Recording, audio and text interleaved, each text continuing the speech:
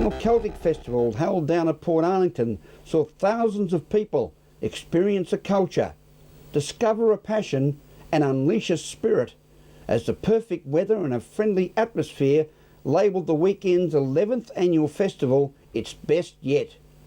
Meryl Friend was in full Gaelic flight as she enjoyed the atmosphere for News Geelong. We're down at Port Arlington on this wonderful Queen's Birthday weekend for the National Celtic Festival. There's reenactments, there's bagpipes, all things Celtic, wonderful musicians and a great weekend with the sunshine.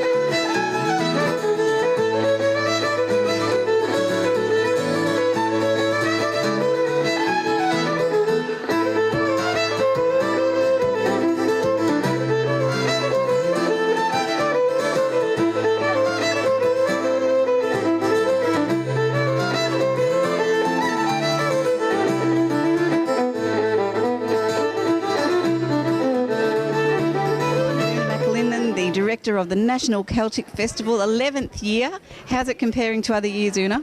Well, we did predict it would be the best yet, and it actually is the best yet, believe it or not. We've had the weather on our side this year, which has made a huge difference.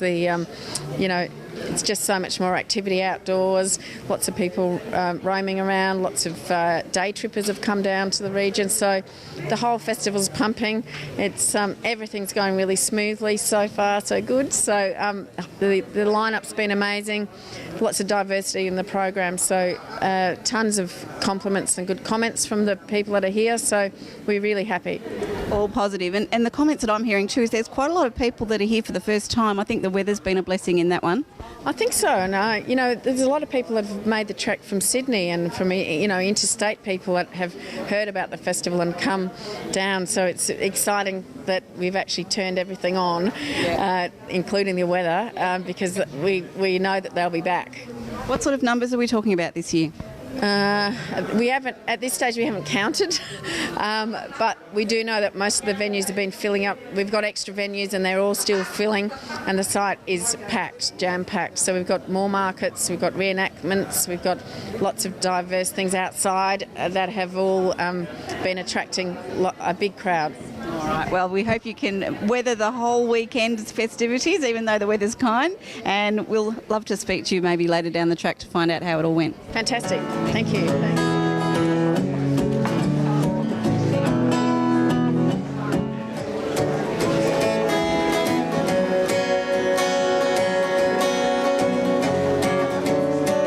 From the National Celtic Festival in Port Arlington, Meryl Friend, News Geelong. Thank you, Meryl. The world of local footy has seen many great characters over its journey, and one that is still larger than life is one of the original Bell Park Dragons in Mr. Lynch. Geelong spoke with the Dragon at the recent new Allison Pavilion. In 1958, a young man strode to Hamlin Park Reserve. His name was Eric Lynch, and today he still stands as the first coach of the Bell Park Football Club, and a very honouring day today, Eric. Sure is. To see the facilities we had then, plus the oval was just a paddock, and to see what we got today, for me to be still around to witness that is really something, I can tell you. It gives you a great buzz, and again, it shows that the periods of change that have occurred over the years, and particularly in the last couple of decades, around local football and grassroots football, is all for the better. Yes, it certainly is. The coaching side of football has changed altogether, in as much as we're all hard workers in those days, and never had time to train a lot of times, and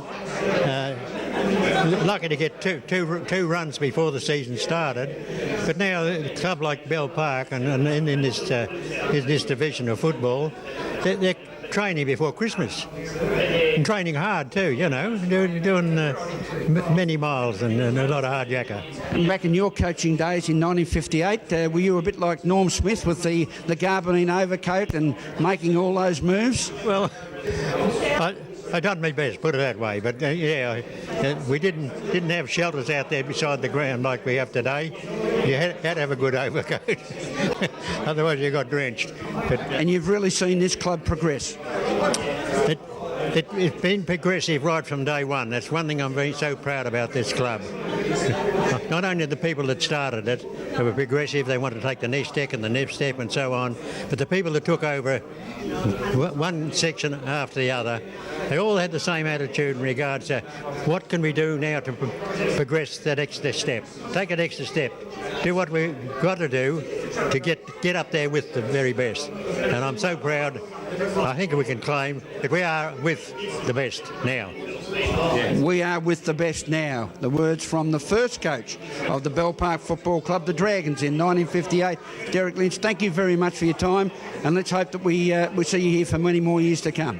Well, I'm only 90, so I hope to hang around for a few years yet. Thank you, Eric, and congratulations on your longevity of dedication to the Bell Park Football Club. And now to the weather, expected for Geelong and the Surf Coast over the next 6 days. It may sound a bit like the needle is stuck, but here goes.